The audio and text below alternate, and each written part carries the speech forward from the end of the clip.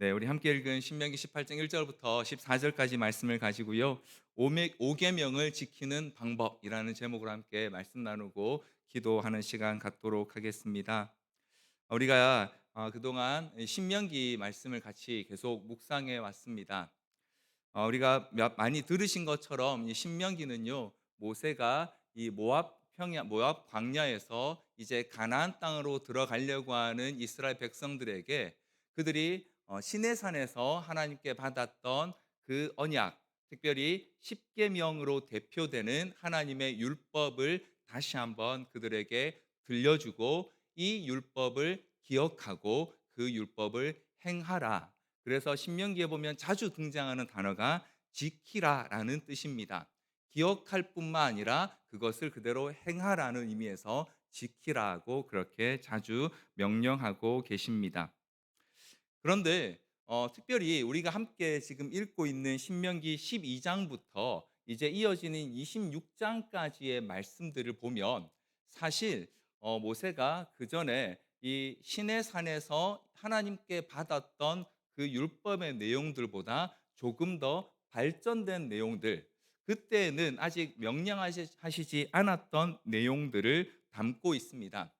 왜 그러냐면 지금 이제 이 12장부터 26장까지의 내용은요, 하나님께서 이스라엘 백성에게 십계명이라고 하는 대강령을 주셨는데, 이제 그 십계명을 그 가나안 땅에 들어가서 구체적으로 그들이 어떤 방식으로 실천해야 할지를 자세하게 가르쳐 주시는 그런 내용이라고 할 수 있습니다. 이제 그들이 새로운 환경, 광야에서 계속해서 거처를 옮겨야 하는 환경이 아니라 하나님께서 주신 땅을 각자 지파에 따라서 분배하고, 그리고 그 땅에서 이제 아무도 없는 땅이 아닌 그들이 몰아내야 될 가나안 족속이 살고 있는 그 땅에서 어떻게 하면 그 10가지 계명을 잘 지키며 살아갈 수 있을지에 대해서 설명해 주시는 말씀이 바로 이 신명기의 핵심적인 내용이라고 할 수 있습니다. 그래서 신명기는 다시 한번 율법을 이스라엘 백성들에게 가르쳐 주시는 내용이기도 하지만, 이제 본격적으로 율법을 가지고 시작해야 하는 그들에게 주시는 새로운 지침이기도 합니다. 저는 오늘 함께 18장 말씀을 읽었습니다. 사실 이 16장부터 18장까지의 내용은요, 서로 다른 관계에 대한 내용들을 언급하고 있습니다. 재판관, 그리고 제사장, 왕, 그리고 오늘 본문에 나오는 제사장, 그리고 18장 후반부에 가면 선지자에 대한 내용들을 담고 있는데요. 어떤 사람을 왕으로 세워야 하는지, 혹은 그들이 해야 되는 리더로서, 백성의 지도자로서 해야 할 일이 무엇인지를 말씀해 줄 뿐만 아니라 그들에게 백성들이 어떻게 대해야 하는지에 대해서 이 16장과 18장 말씀이 담고 있습니다. 왜 이 내용들을 담고 있냐면요, 바로 이 부분이 십계명의 제5계명 내 부모를 공경하라라고 하는 그 내용을 구체적으로 설명해 주고 있는 내용이기 때문입니다. 제5계명은 분명히 내 부모를 공경하라라고 말씀하고 있습니다. 그런데 이 5계명의 독특성을 혹시 여러분 알고 계십니까? 1계명부터 4계명까지는요, 하나님에 관한 하나님 사랑에 대한 내용입니다. 우리가 사랑해야 될 하나님이 어떤 분이신지, 또 그 하나님을 사랑하는 방식은 어떠해야 하는지, 또 하나님을 사랑하는 사람의 태도는 어떠해야 하며, 하나님의 사랑을 가장 잘 나타내는 방식이 무엇인가? 바로 안식일을 기억하여 거룩히 지키는 것이다 라고 명령하셨는데요, 이제 5계명과 이후의 계명들은 우리가 알고 있는 것처럼 이웃 사랑에 해당합니다. 그런데 이 5계명의 독특성이 무엇이냐면요, 바로 하나님 사랑이 어떤 방식으로 이웃 사랑과 연결되는지를 보여주는 그 연결성을 가지고 있기 때문입니다. 제가 지난 학기까지 이 소유리 문답을 소유리 문답 특강 소유리 문답이라는 책을 가지고 함께 우리 성도들과 공부를 했었는데요. 이 소유리 문답 64문에 보면 이 5계명의 다섯 번째 계명의 요구가, 이 다섯 번째 계명이 우리에게 요구하시는 바가 무엇입니까? 라고 하는 질문이 있습니다. 부모를 공경하라고 하셨는데 부모님을 잘 공경하면 되는 거 아닐까요? 하지만 서류문답 64문은요. 이 다섯 번째 계명의 요구를 이렇게 해석해 주고 있습니다. 제가 화면에 내용을 좀 준비했는데 한번 보여주시겠습니까? 다섯 번째 계명의 요구가 이런 내용입니다. 윗사람과 아랫사람과 동등한 관계에 있는 사람들 간에, 이제 대상이 윗사람, 아랫사람 혹은 동등한 사람들 간에요. 그들에게 어떻게 해야 되냐면 그들 각자의 지위와 관계에 따라 모든 사람에게 관련된 명예를 보호하고 의무를 이행하는 것이 바로 이 오계명을 지키는 방법이라고, 이 오계명이 우리에게 요구하시는 바라고 말씀하고 있습니다. 쉽게 설명하면 이 오계명은 부모님만 잘 공경하면 되는, 그래서 자녀들이 부모에게 불효하면 그거 하나님 말씀을 어기는 거야 하는 그 내용만을 담고 있는 것이 아니고요. 하나님과 사람 사이에 있는 수많은 관계들, 윗사람에 대한 관계, 또 윗사람이 아랫사람에 대해서, 아랫사람이 윗사람에 대해서, 혹은 동등한, 서로 대등한 관계에 있는 모든 관계에서 그 사람에게 필요한 적절한 명예와 의무를 다하는 것을 요구하고 계신다는 거죠. 왜요? 하나님을 사랑하는 사람은요, 그렇게 사람을 사랑해야 하기 때문에요. 그래서 이 오계명은 하나님 사랑이 어떻게 이웃 사랑으로까지 이어지는지를 보여주는 아주 중요한 계명입니다. 그래서 우리 함께 읽은 신명기 18장을 포함한 16장부터 18장까지의 내용에 보면 특별히 백성의 지도자들인 재판관, 또 왕, 제사장과 레위인, 선지자들을 언급하면서 그들이 어떤 일을 해야 하며, 네, 윗사람으로서 아랫사람에게 해야 될 것이 무엇이며, 또 그들의 동료들은 서로 어떻게 대해야 되고, 또 그들을 보는 백성들은 그 지도자들을 어떻게 대해야 하는지에 대해서 설명해 주고 계시는 것이죠. 단순히 백성들이 해야 될 것들뿐만 아니라 지도자들과 또 그 지도자들이 백성들에게 어떤 역할을 해야 하는지를 담고 있는 것이 바로 이 신명기 16장부터 18장까지의 내용입니다.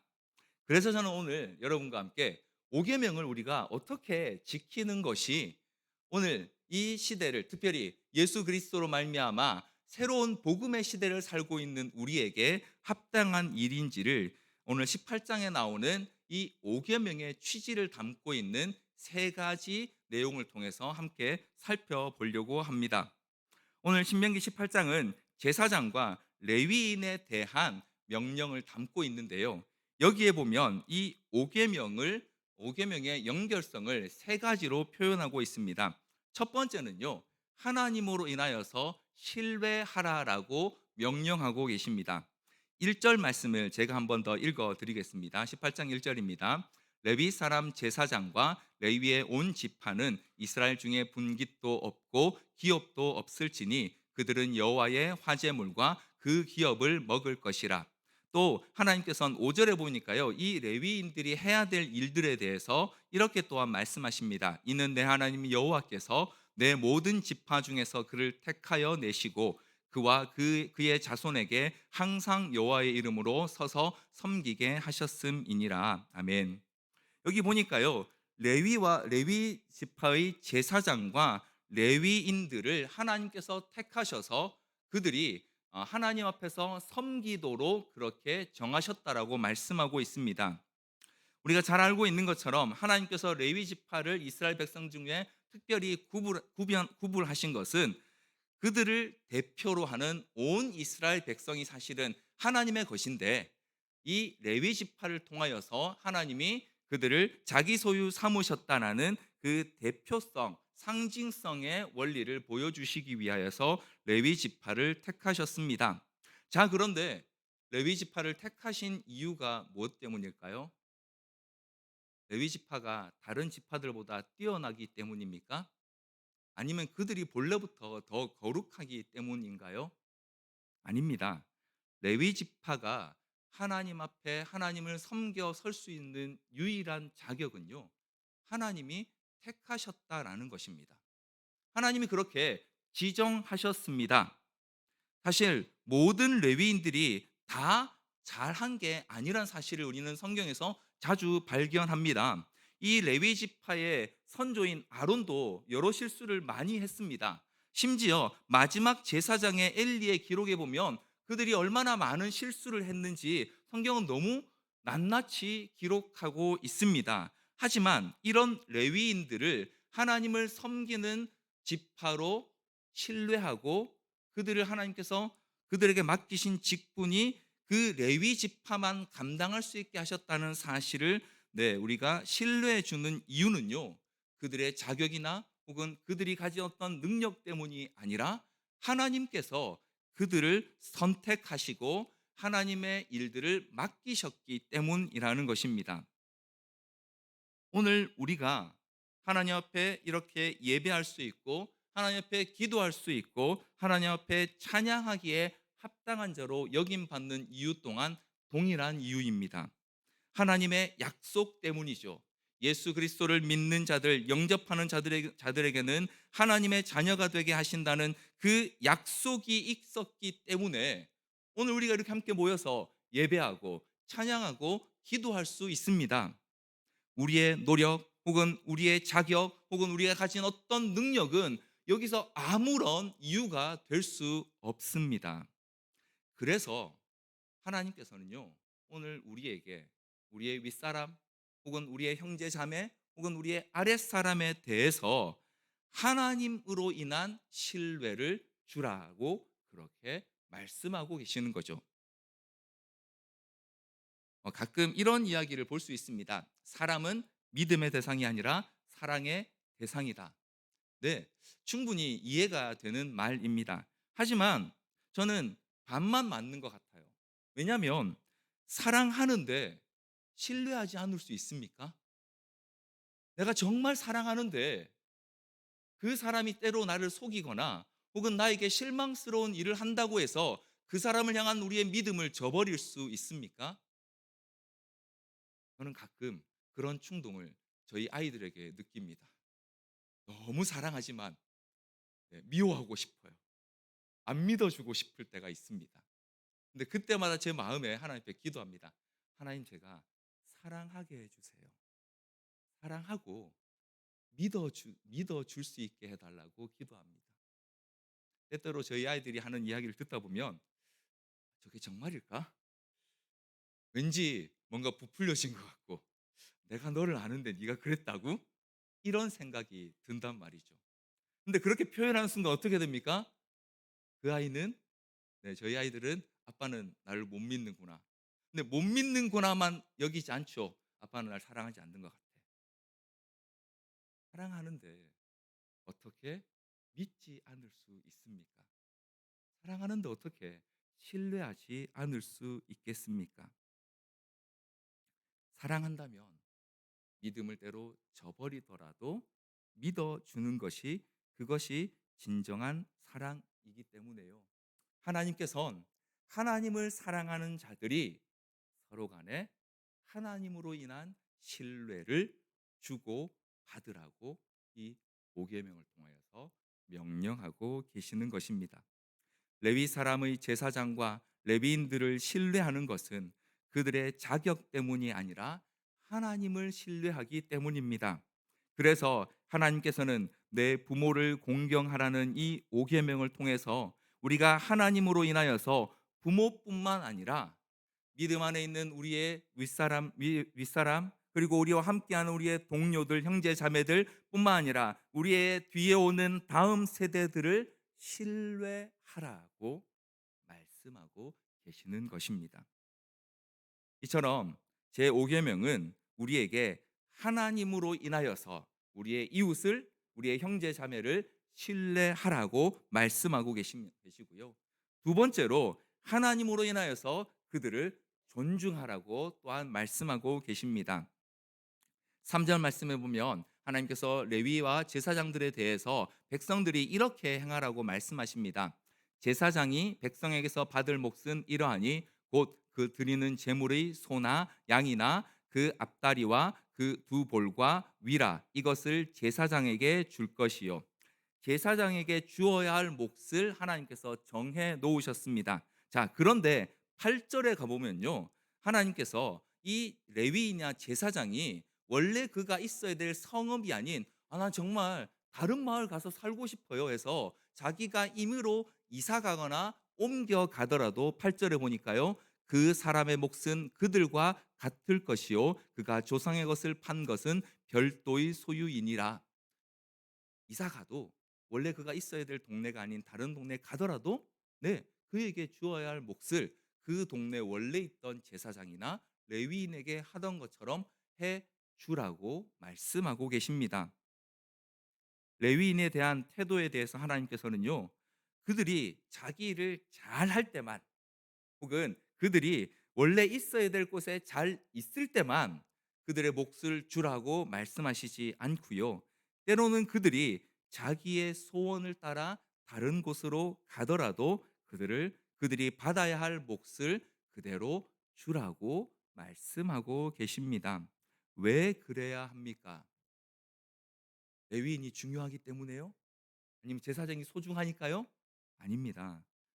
하나님이 그걸 원하시기 때문입니다. 하나님이 그렇게 하라고 명령하셨기 때문입니다. 다시 말하면 하나님으로 인하여서 그들의 존재를 존중해 주라라고 말씀하고 계시는 것이죠. 앞서 우리 함께 보았던 소요리 문답 64문의 그 요구, 그 윗사람이나 아랫사람 동등한 관계에 있는 사람들의 명예를 보호하고 의무를 이행하도록 하시는 이 명령은요.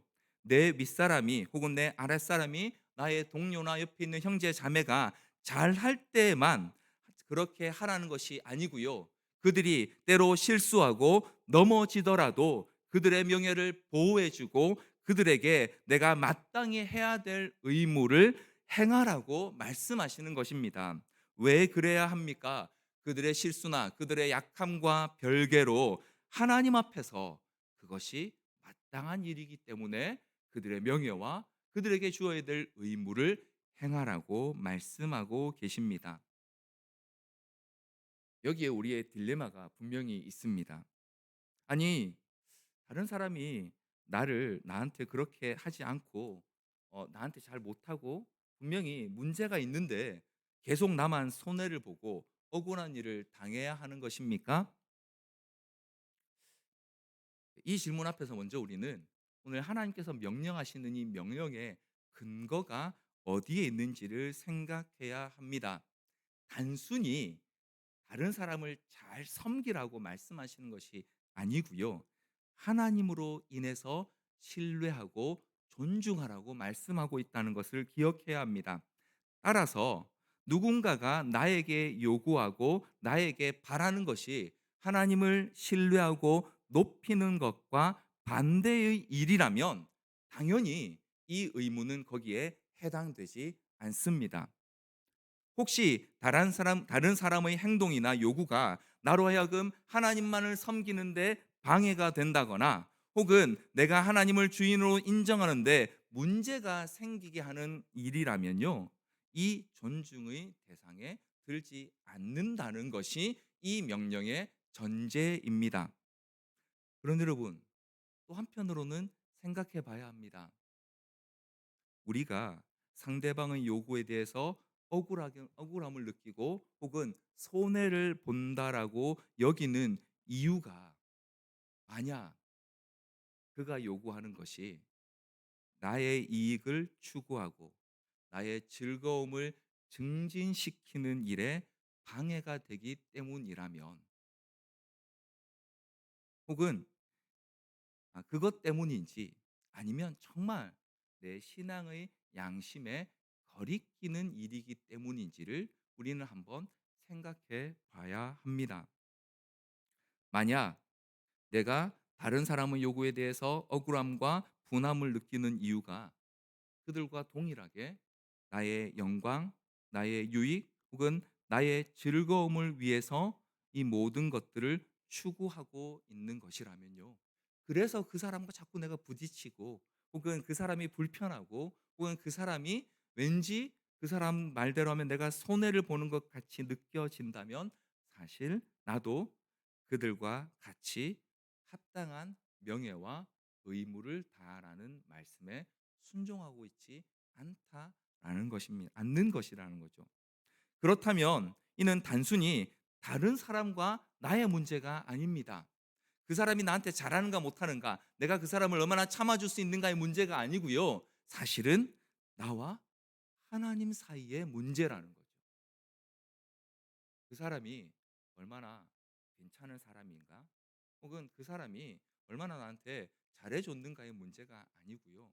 내가 얼마나 하나님을 신뢰함으로, 하나님의 명령에 순종함으로, 네, 다른 사람을 존중하고 있는가의 문제라는 것입니다. 그래서 오늘 성경은 레위인들에게 그가 혹시 자기의 자리에서 벗어나더라도 하나님으로 인하여서 그들에게 주어야 될 몫을 주라고 말씀하십니다. 왜냐하면 그렇게 하나님 명령에 순종하는 것이 바로 나에게 유익한 일이기 때문입니다. 오늘 하나님께서 지금 이 모든 명령을, 이 계명들을 이 이스라엘 백성들에게 구체적으로 설명하고 계시는 이유가 무엇입니까? 그것은 하나님께서 그들에게 허락하시는 땅에서 그들의 생명이 길고 장수하기를 바라시기 때문입니다. 다시 말하면 지금 하나님께서 하나님으로 인하여서 내 이웃을 신뢰하고 존중하라고 명령하시는 이유는요, 나 때문에 그 이웃이 잘 되기를 하나님이 바라시는 것이 아니고요. 사실은 내가 하나님의 명령에 순종함으로 하나님이 주시는 복을 누리기를 바라시기 때문입니다. 그래서 5계명의 뒤에 어떤 복이 붙어 있습니까? 내 부모를 존경하라. 그리하면 내가 그 땅에서 내 생명이 길리라라고 말씀하고 계시는 것이죠. 이렇게 하나님께서는요, 하나님으로 인하여서 내 이웃을 하나님 사랑하는 것처럼 내 이웃을 신뢰하고 존중하라고 명령하셨고요. 그리고 마지막으로 하나님께서는요, 하나님 앞에서 겸손하라라고 말씀하고 계십니다. 13절 말씀을 우리 다 같이 한번 읽어볼까요? 13절 같이 한번 읽겠습니다. 시작. 너는 내 하나님 여호와 앞에서 완전하라. 이 말씀은 지금 이 요 안에 해당되는 레위 제사장이나 레위 지파 사람들에게만 하시는 명령이 아니고요. 이스라엘 모든 백성들에게 하시는 말씀입니다. 너희는 하나님 여호와 앞에서 완전하라라고 말씀하십니다. 이 앞에 언급된 어떤 직분, 어떤 지위, 제사장이든 재판관이든 혹은 왕이든 모든 사람들은 다 하나님 앞에 완전해야 합니다. 어떤 방식으로요? 오직 하나님만을 우리의 왕으로 섬기며 하나님만을 우리의 주인으로 인정하며 살아가야 합니다. 그렇지 않으면 내가 아무리 다른 사람을 신뢰하고 존중해 준다 하더라도 그것은 하나님 앞에 완전한 일과는 관계가 없기 때문입니다. 나는 좀 좋은 사람이 될 수 있겠지만 하나님 앞에 겸손하지 않는 그 어떤 일도 사실은 하나님이 오계명에서 우리에게 요구하시는 바 하나님을 사랑함으로 이웃을 사랑하라는 그 일에 합당한 일이 될 수 없는 것입니다. 종종 교회에서 받게 되는 질문 중에 이런 질문이 있습니다. 나보다 더 착하고 의롭게 사는 제 친구가 있어요. 그런 제가 아는 동료가 있습니다. 그 사람 보면 제가 너무 부끄러워요. 그런데도 불구하고 내가 그들보다, 그 사람보다 의로운 사람이고 나는 구원받은 사람이고 그 사람 아직 구원받지 못한 사람이라고 말할 수 있는 건가요? 그들의 행위가 아무리 이웃 사랑, 우리가 생각하는 이웃 사랑을 온전히 이루어내는 일이라 할지라도 하나님을 사랑함으로써 행하는 것이 아니라면요, 그건 좋은 행동일 수는 있지만 그것이 하나님께서 받으시는 행동은 될 수 없다는 사실을 우리는 반드시 기억해야 합니다. 오해해서는 안 됩니다. 오늘 저와 여러분이 하나님 앞에서 행하는 모든 일들이, 우리의 행위가 하나님께 대한 믿음과 사랑에서 나오는 행동만이 하나님께서 받으실 만한 행위입니다. 설령 그렇게 하는 것이 다른 사람들에 비해서 세련되지 못하거나 혹은 때론 유치해 보인다 할지라도 하나님 앞에서 겸손하게 행하는 그것을 하나님께서 온전하게 받으시는 것이지, 나의 행위의 풍성함 혹은 나의 행위의 어떤 유창함을 하나님이 받으시는 것이 아니라는 사실을 우리는 반드시 기억해야 합니다.